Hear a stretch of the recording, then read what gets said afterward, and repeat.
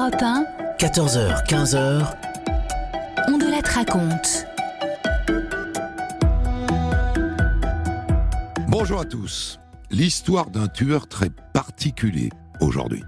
Un profil assez rare, un type qui tue pour rien, ou pour si peu, pour 1000 balles. Il s'appelle Jean-Étienne Supercaz. Il a sévi dans les années 90 dans la région de Bayonne, dans le sud-ouest, et il a entraîné dans sa folie de tueur psychopathe sa femme, sa fille et son gendre. Je vous préviens tout de suite, c'est une histoire à tiroir, il va falloir vous accrocher. Et pour le débrief, je ferai appel tout à l'heure à Laurent Tignol, qui est aujourd'hui président du tribunal correctionnel de Bayonne et qui, à l'époque, a présidé la cour d'assises des Landes, qui a condamné Jean-Étienne Supercaz et ses acolytes. Il est là au téléphone, je le salue. Bonjour Monsieur Tignol. Bonjour Monsieur Andelat. Voici donc Supercaz, la gâchette facile, une histoire que j'ai écrite avec Thomas Audouard, réalisation Céline Lebras. Europe 1, Christophe Ondelat. Cette histoire se déroule dans la région de Bayonne, dans le sud-ouest, à cheval entre la côte basque et le sud des Landes. C'est une histoire à tiroir, vous verrez, que j'ai choisi de commencer en janvier 1998 à Ondres, dans les Landes, à 10 km de Bayonne. Du jour au lendemain, 2 personnes disparaissent. Un brocanteur de 51 ans, Guy Renouf, et sa compagne de 36 ans, Sylvie Moreau. Ce sont d'ailleurs les parents de Sylvie qui donnent l'alerte. Leur fille est institutrice en région parisienne, elle rentre le week-end chez son copain Guy. Après le week-end, elle n'est pas remontée à Paris. Elle ne s'est pas présentée dans son école. Écoutez, j'ai essayé d'appeler sur son portable plusieurs fois. Elle répond pas.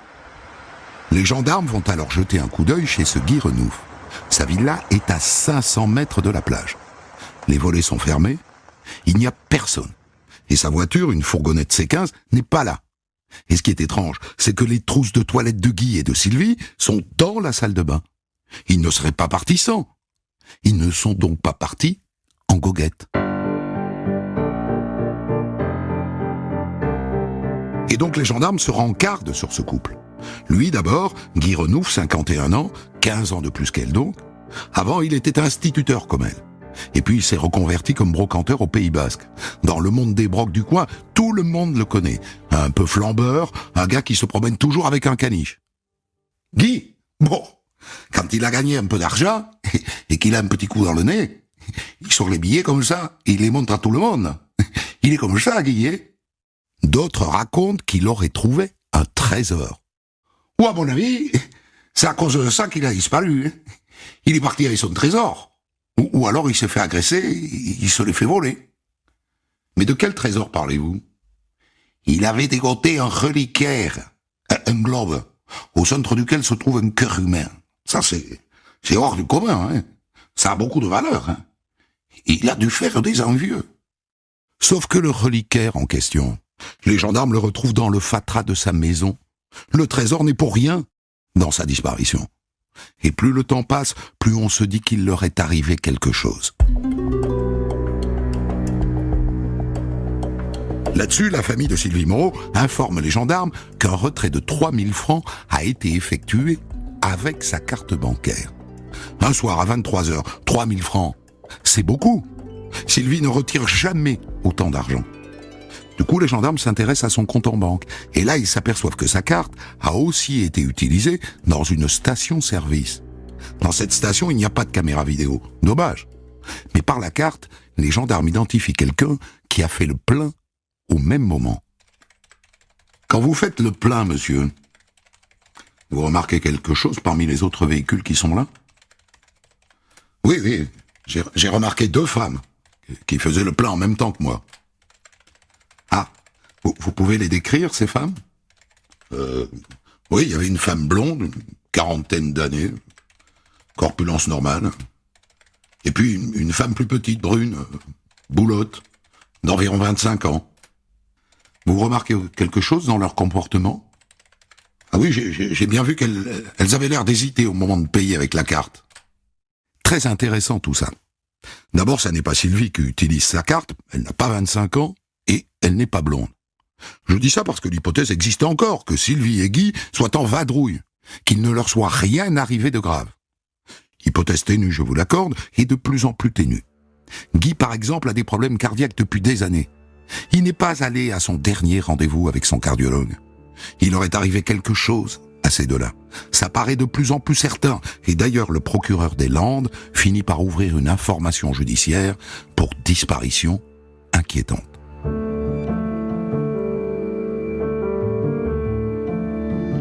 Une cellule d'enquête est mise en place. 20 gendarmes travaillent à plein temps sur le dossier. Et là, on s'aperçoit que sur le compte de Sylvie, les retraits de 3 000 francs continuent.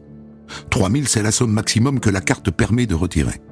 Ces retraits ont lieu dans des bureaux de poste du même secteur, toujours dans la nuit du dimanche au lundi. Pour aider les gendarmes, la mère de Sylvie approvisionne le compte. Et les gendarmes se mettent à planquer devant les bureaux de poste le dimanche soir. Mais lequel choisir ? Une nuit, par exemple, ils se planquent devant la poste de Bayonne. Et le retrait de 3 000 francs se fait à Saint-Jean-de-Luz, à l'autre bout de la côte basque. La Guigne. Surtout que c'est le dernier. Il n'y en aura pas d'autre. Dommage parce que c'était la seule piste. Et comme cette enquête n'avance pas, après quelques semaines sans aucune piste, les gendarmes décident de révéler cette double disparition à la presse. Et quand on dit la presse dans ce coin-là, on parle bien sûr de Sud-Ouest. Ça donne ça. Mystère de la disparition d'un brocanteur et de sa compagne dans les Landes. Le juge d'instruction lance un appel à témoins. Et un homme vient dire qu'il a vu Guy chez un fleuriste le jour de la Saint-Valentin, c'est-à-dire le 14 février, après sa disparition. Ah, je le reconnais, oui. Il était avec une femme, enfin, disons, une femme beaucoup plus jeune que lui. Les gendarmes vont donc voir le fleuriste. Oh ben vous imaginez, un jour de la Saint-Valentin, le nombre de clients qu'on voit défiler dans le magasin, on peut pas se souvenir de tout le monde. Ça ne me dit rien du tout. Chou blanc. Pile à ce moment-là, la fourgonnette de Guy Renouf réapparaît, cramée, sur un parking de Saint-Paul-les-Dax, à 50 km de chez lui. Et quand je dis cramée, il n'y a rien à en tirer. Pas le moindre ADN, pas d'empreinte digitale, juste des traces de carburant qui confirment l'incendie volontaire. Les gendarmes font le tour des voisins du parking, et il y en a un voisin qui apporte un témoignage intéressant. Ah oui, j'ai vu une voiture, elle m'a coupé la route en sortant du parking. Une Renault 25, Baccarat, de couleur sombre. Il y avait 2 hommes à l'intérieur. Et vous pouvez nous les décrire, ces 2 hommes ? Je dirais, mais bon, il faisait nuit, hein, qu'il y avait un grand, blond, assez jeune, et un homme brun, la quarantaine, plus petit. Au début, les gendarmes se disent, super, un Renault 25 Baccarat, il doit pas y en avoir beaucoup dans le coin. Eh ben si, il y en a beaucoup plus qu'ils ne le pensaient. Ça ne les aide pas beaucoup. Ça fait 9 semaines que Sylvie et Guy ont disparu.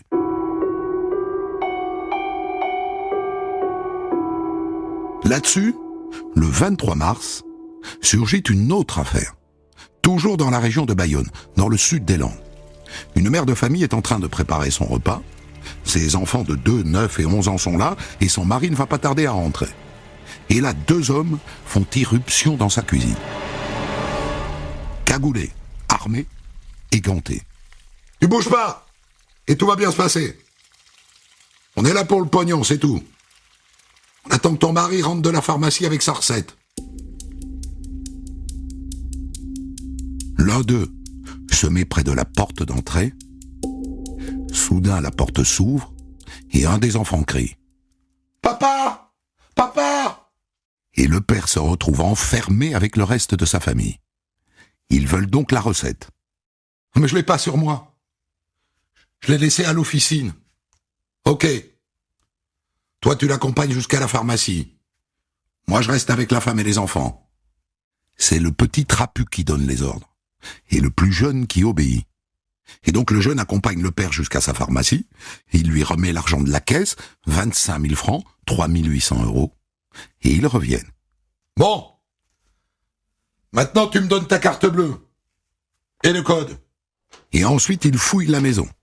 Ils volent tout ce qui est volable. Des bijoux, du foie gras, du vin, Les gorées vont même jusqu'à manger le repas des enfants qui refroidissaient dans leur assiette. Ils prennent aussi la chaîne en or de la petite. Tout ça avec beaucoup de brutalité, en proférant des menaces. Et à la fin, ils les enferment tous à l'étage. Donnez-nous le téléphone de quelqu'un qui pourra venir vous libérer. Notre femme de ménage? Elle a les clés. Voilà son numéro. À 22h, la femme de ménage reçoit donc un appel. Allô? Votre patron a été serré et cambriolé. C'est donc elle qui prévient les gendarmes. Et les gendarmes, immédiatement, essayent de remonter cet appel à la femme de ménage. Il a été passé pas très loin d'une cabine téléphonique de Tarnos. Ah, intéressant. Juste avant, le type semble avoir appelé quelqu'un d'autre. Une femme. Une certaine Dorothée Leven. Les gendarmes entrent immédiatement son nom dans le fichier. Oh putain, t'as vu? Elle a un casier, la Dorothée. Ah ouais? Et quoi d'autre? Elle est mariée avec un type qui s'appelle Jean-Étienne Subercase. Et il a un casier lui aussi. En vérité, ils sont divorcés. Voyons. Ils ont été condamnés pour avoir détourné de l'argent et falsifié des chèques entre 1987 et 1990. Ah oui, ils ont détourné 485 000 francs, 73 000 euros. Elle a travaillé à la SNCF. Ah, ils l'ont virée. Ah, elle a eu un accident de voiture. Elle aurait pu y rester, tiens. Elle est couverte de cicatrices. Ok. Et lui, Subercase, qu'est-ce qu'il y a sur lui dans le dossier? CAP de maçonnerie. Il a été parachutiste. Il a eu sa propre entreprise, il a fait faillite, ouais. C'est un type qui vit de petits boulots. Ok. En fait, c'est un drôle de duo. Divorcé mais toujours amis. D'après le dossier, il l'a tabassé. Et pourtant, ils se voient encore. Ah, leur fille gravite autour d'eux. Elle s'appelle Sandra. Et son petit copain aussi, Daniel Louis, un maçon. Tiens, lui aussi a un casier judiciaire. Décidément, 8 mois de cabane pour agression sexuelle. Charmant quatuor. On est d'accord, ces 4 zozos-là ont parfaitement le profil. Et si on allait les voir pour leur poser 2 ou 3 questions? Jean-Étienne Subercase est en train de téléphoner dans une cabine. Les gendarmes armes au poing le cueillent à sa sortie. Tu bouges pas! C'est plus compliqué avec son gendre, le jeune Daniel Louis. Ils vont l'arrêter au bas de son immeuble à Tarnos. Il leur balance des coups de pied et des coups de poing. Et il casse le doigt d'un gendarme, et il casse les lunettes d'un autre, et il s'accroche aux uniformes jusqu'à les déchirer. Mais ouf, ça y est, ils l'ont neutralisé. L'interpellation en revanche de Dorothée et de sa fille Sandra est beaucoup plus facile. À la gendarmerie, Daniel Louis, le gendre, est interrogé en premier. Au début, il nie avoir participé au braquage du pharmacien. Et puis on va perquisitionner chez lui.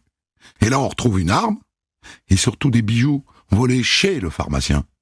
Et là, il passe à table.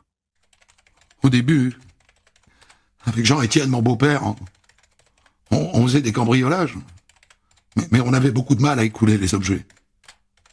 Et donc il a imaginé un moyen plus direct d'obtenir du cash, quoi. Un jour, il a vu passer le pharmacien dans son 4x4 BMW 9. Il s'est dit, il a de la thune. Donc il l'a suivi jusqu'à chez lui. Le jour où vous intervenez chez eux, vous êtes seuls tous les deux? Non, enfin sur place, oui. Mais c'est ma copine Sandra qui nous a déposés devant, en voiture. Dans le bureau d'à côté, Sandra, elle aussi, est passée à table. En revanche, Dorothée, l'ex-femme de Subercase, est beaucoup plus coriace. On trouve chez vous, madame, des objets qui proviennent d'un cambriolage à main armée. Comment expliquez-vous ça? Moi, je savais pas que ça venait d'un vol. Je savais pas. Et Subercase, alors, le chef présumé de ce quatuor, eh bien, il est beaucoup moins retors que prévu. Vous savez pourquoi j'ai fait ça avec Daniel, mon gendre? Parce que je l'aime pas. Je me suis dit, si on se fait pincer, ça lui fera les pieds. Mieux que ça. Il donne aux gendarmes l'adresse d'une planque. « J'ai un hangar, à Cabreton. » Les gendarmes y vont. La caverne d'Ali Baba. Des meubles, des objets en tout genre, et dans une sacoche, des trousseaux de clés. 78 trousseaux de clés. Dites, Supercase, d'où elles viennent toutes ces clés-là? D'où elles viennent? Oh, c'est rien. J'en fais la collection. Une collection de clés plates, ordinaires. Il nous cache quelque chose, ce Supercase. Et quoi qu'il en soit, à la fin de la garde à vue, tout le monde file en prison.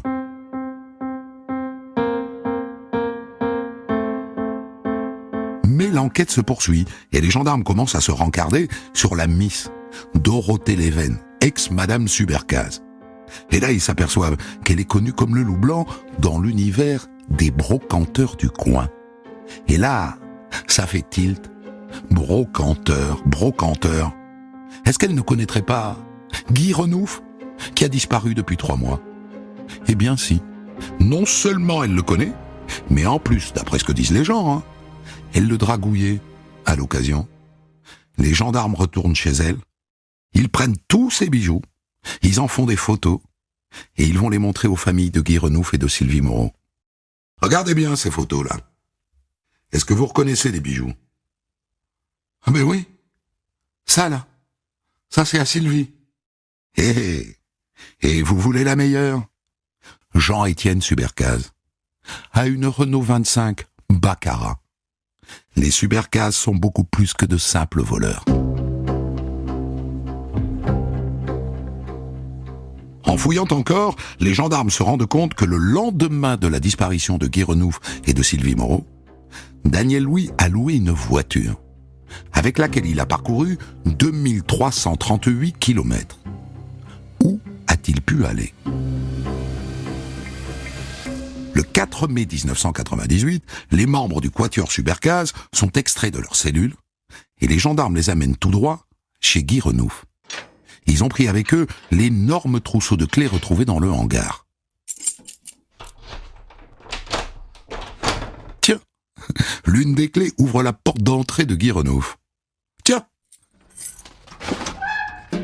une autre ouvre la porte du garage.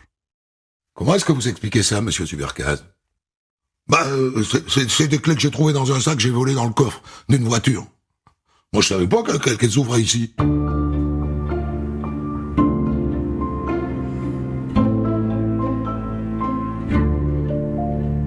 Ok. Les gendarmes se concentrent donc sur son gendre, Daniel Louis. Moi, je suis malade de toute cette affaire. Je vais tout vous raconter. Et il raconte. Ils ont fait venir Guy Renouf chez eux, sous prétexte de lui vendre de très beaux meubles. Là, ils l'ont braqué, attaché et bâillonné. Ils voulaient savoir où il planquait son magot. Mais comme Renouf n'a rien voulu dire, alors ils sont allés chez lui chercher sa compagne Sylvie. Et là, Guy Renouf a craqué. Ok. Je planque mon argent dans un coffre, dans mon bureau. Supercase y est allé. Il a trouvé l'argent, il est revenu. Il a repris son interrogatoire. Bon d'accord. J'ai aussi des bijoux. Ils sont dans un sac que je planque sous l'évier. Supercase est retourné à Londres, chez Renouf. Et il est revenu avec les bijoux. Et là, il s'est intéressé à Sylvie Moreau. Et puis, à un moment, il l'a emmenée dehors. Puis il est revenu sans elle. Et après, je suis sorti, puis j'ai vu qu'il y avait un corps allongé à l'arrière du C15. C'était elle, il l'avait tuée. Et là, j'ai entendu un bruit à l'intérieur, et Supercase m'a crié « Viens m'aider !» Il avait tué Renouf. Qu'avez-vous fait des corps, monsieur? Vers 1h du matin, on les a amenés à la plage à Londres. Je ne sais pas où il les a enterrés. Il n'a pas voulu que je voie. Mais il m'a juste dit qu'il avait planté un petit sapin au-dessus du trou.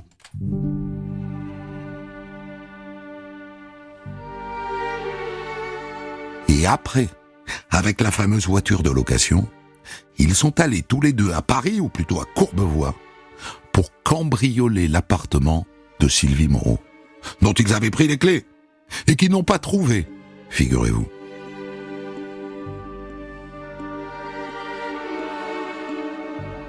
Et enfin, je vous ai dit tout à l'heure que Guy Renouf avait un caniche et qu'il se baladait toujours avec lui.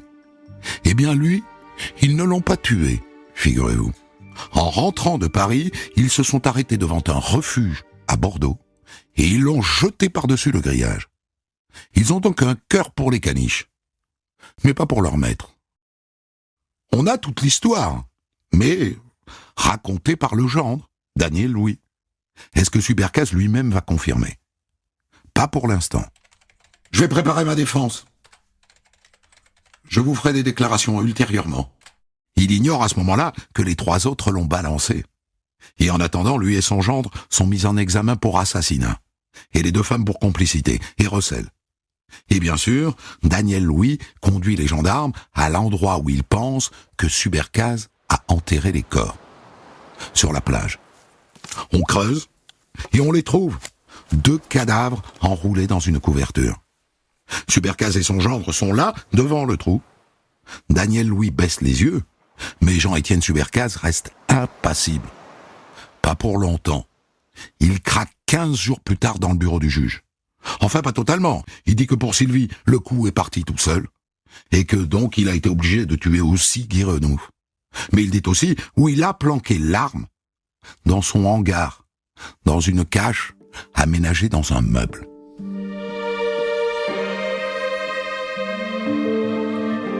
Et maintenant, vu le profil de ce quatuor de zozo, capable de tuer pour pas grand-chose, on a du mal à imaginer que le meurtre de Guy Renouf et de Sylvie Moreau et le braquage du pharmacien et de sa famille soient leur premier coup. Est-ce qu'ils n'auraient pas commis d'autres crimes? Vous vous souvenez qu'en perquisitionnant chez Daniel Louis, le gendre, les gendarmes sont tombés sur un pistolet, un 7,65. Naturellement, cette arme a été envoyée à la balistique. Et là, surprise, elle a déjà servi, il y a 6 ans, dans le braquage d'un parfumeur, et surtout dans le meurtre d'un brocanteur de Bayonne, Roger Landrieux. Il faut que je vous raconte cette histoire. C'est un crime d'une froideur incroyable. Le 14 février 1992, à 8h50 précise, commissariat de Bayonne, j'écoute. Les policiers de Bayonne sont appelés dans un magasin de l'avenue du Maréchal Soult, que les gens de là-bas appellent encore la Nationale 10. En entrant dans une boutique d'antiquités, des touristes ont trouvé l'antiquaire Roger Landrieux mort, en bas de l'escalier qui descend à sa cave. Mort et dans une drôle de position, à moitié nu, le pantalon et le slip baissés jusqu'aux chevilles, du sang partout, avec des giclures sur les murs. Le tueur a dû essayer de nettoyer, il y a des traces d'essuyage et un pull et une écharpe maculés de sang. Les policiers débarquent au magasin, ils font le tour, il a été fouillé, ça se voit. Est-ce que quelque chose a été volé? Malheureusement pour l'instant, il n'y a que le mort qui pourrait le dire. Cela dit, le pantalon sur les chevilles oriente vers un crime sexuel. Sauf qu'à l'autopsie, pas de traces de sperme, pas de traces de viol. Donc c'est une mise en scène. Alors, est-ce que quelque chose a été volé? Dans le bric-à-brac de la boutique, c'est pas facile à dire. Les policiers font appel à un ami de Roger Landrieux. Antiquaire lui aussi. Je ne suis pas certain à 100%, mais il me semble qu'il manque une iconographie du XVIIe siècle qu'il m'avait montrée. À votre connaissance, elle avait de la valeur, cette iconographie-là? Ah non, enfin, elle valait pas plus de 1000 €, quoi. De quoi est mort Roger Landrieux? En fouillant sa boutique et le logement attenant, les policiers trouvent 3 douilles. Et le légiste confirme qu'il a été tué de 3 balles, ou plutôt exécuté d'ailleurs. 2 balles, pan, à bout portant dans le poumon gauche, et la 3e, pan, dans la nuque. D'après le docteur, il n'est pas mort sur le coup, les balles ont provoqué une hémorragie, et il est mort à petit feu, étouffé par son sang. À l'époque, On n'arrive pas à identifier le tueur du brave Roger Landrieux. Un homme discret, d'après ce qu'on dit. Un solitaire, un vieux garçon, un mouchourdine, comme on dit au Pays Basque, qui n'avait pas beaucoup d'amis, mais à qui personne ne connaissait d'ennemis. Les douilles et les balles extraites du corps sont envoyées pour expertise au laboratoire de la police scientifique de Toulouse. Le retour du labo est très intéressant. Bon, j'ai regardé ce que vous m'avez envoyé là. Bon, comme vous vous en doutez, c'est du 7,65. Et il a été tiré par un pistolet semi-automatique de marque unique. Et alors, ce qui est intéressant, c'est que l'arme utilisée a laissé sur les balles des marques très caractéristiques. Des rayures orientées à gauche, larges d'1 millimètre. Bon, on va passer tout ça au fichier pour voir si cette arme a déjà été utilisée, d'accord, hein? Et bingo, elle a déjà été utilisée. Dans le braquage d'une parfumerie, il y a 2 mois, pas loin, au nord de Bayonne, un peu avant Noël, à la fermeture, un type cagoulé, ganté et armé, débarque dans le magasin. « Je veux l'argent tout de suite, sinon je te tire dessus !» Le parfumeur refuse. « T'auras rien du tout !» Le type tire alors 2 coups de feu dans les jambes du parfumeur. Et il prend la fuite. Le parfumeur est sérieusement blessé. On lui demande de décrire son agresseur. Il n'avait pas l'accent du coin, ça, c'est sûr. 1m81 environ. Le reste, je peux pas dire, il était cagoulé. Les gendarmes mettent en place un plan épervier. Ça ne donne rien. Et c'est donc le même type, en tout cas, c'est la même arme, qui tue 2 mois plus tard à Bayonne, le brocanteur Roger Landrieux. À l'époque, ces 2 enquêtes ne vont pas loin. Les 2 juges d'instruction décrètent chacun leur tour un non-lieu. Mais là, 6 ans plus tard, l'arme a parlé. C'était donc Jean-Étienne Subercase. Il l'a déjà tué, il y a 6 ans. Et interrogé, il avoue. Ces 2 fois-là, il était seul. Il a tué Roger Landrieux pour lui voler une icône du XVIIe siècle, dont je vous rappelle la valeur. 1000 balles. Subercase a donc tué 3 fois. Mais est-ce pour autant un tueur en série? Eh bien non. C'est juste un voleur pour qui la fin justifie les moyens. S'il faut tuer pour voler, alors tant pis. Il tue. Il a entraîné toute sa famille derrière lui. Et tout ce petit monde va se retrouver devant la cour d'assises. Mais avant de juger Subercase, juste une question. Est-ce qu'il est fou? Est-ce qu'il est fou, cet homme qui tue froidement pour voler les gens? L'expert psychiatre qui l'a examiné le range dans la catégorie des psychopathes. Un type qui n'a pas de sentiments, qui n'a pas d'émotions et encore moins de remords. Un type qui a vécu toute sa vie selon sa propre morale, selon ses propres lois. Et les autres? Sa femme Dorothée a toujours été dépressive et manipulable. Et sa fille Sandra est devenue sa complice juste pour exister dans ses yeux. Quant à son gendre, qu'il n'aime pas, il l'utilise. Il lui fait peur. Subercase avait indéniablement de l'emprise sur tous les 3. C'est à la cour d'assises maintenant de faire le tri sur la responsabilité des uns et des autres.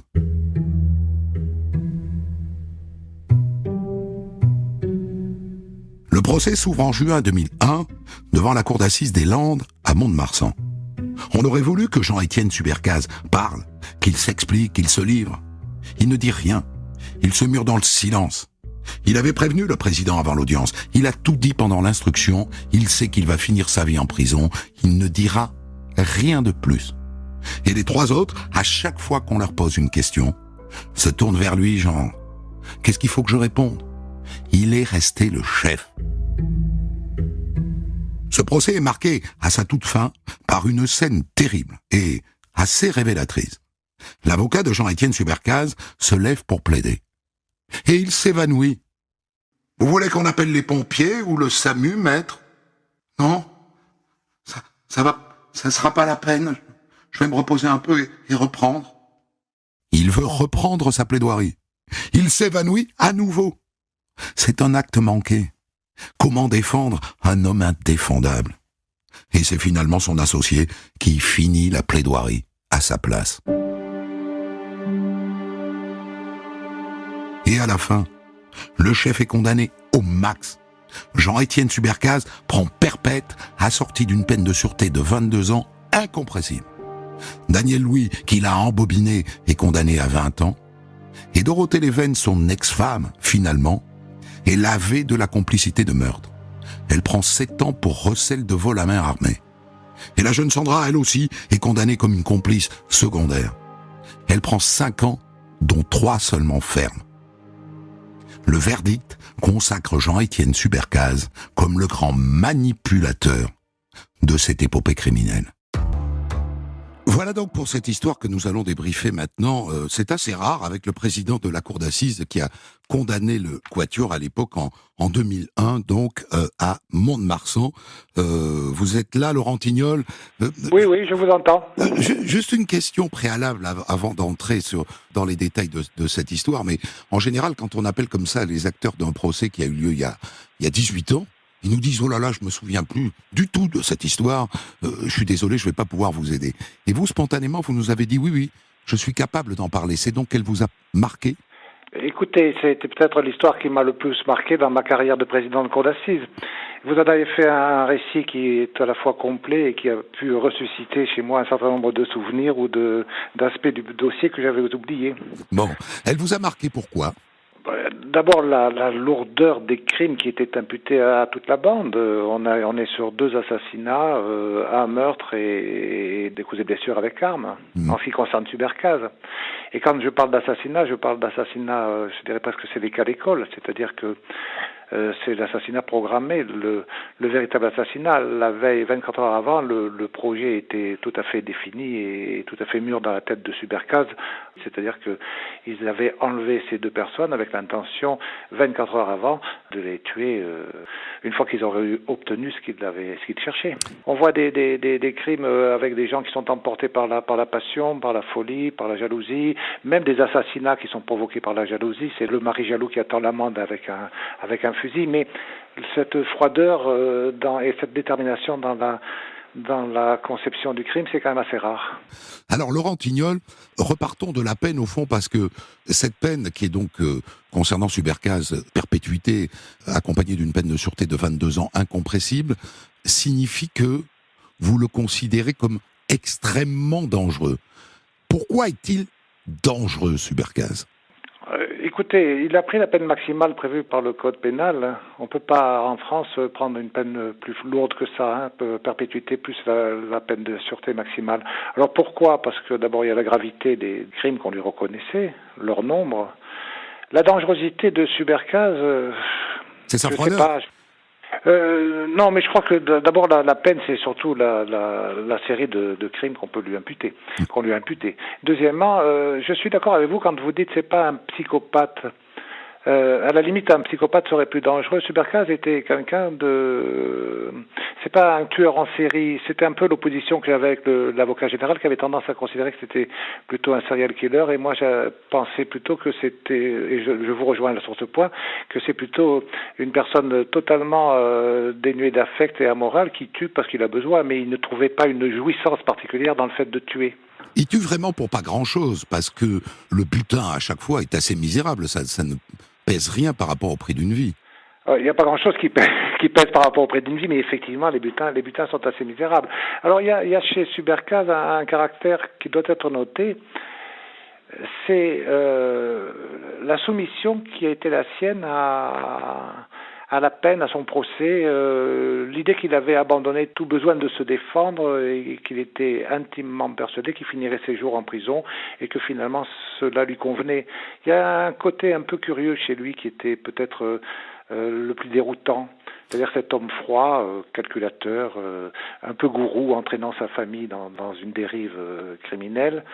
Il était aussi capable d'accepter qu'il finirait ses jours en prison, et en prison, il menait une œuvre un peu pédagogique, d'une certaine façon, en ayant créé un journal au sein de la prison, un journal fait par les prisonniers, dans lequel il éditait de la poésie et des choses comme ça. C'est assez étonnant, assez paradoxal. On a dit à l'époque que c'était parce qu'il avait été parachutiste, qu'au fond, il était soumis comme ça à la justice et qu'il trouvait légitime d'être condamné à perpétuité.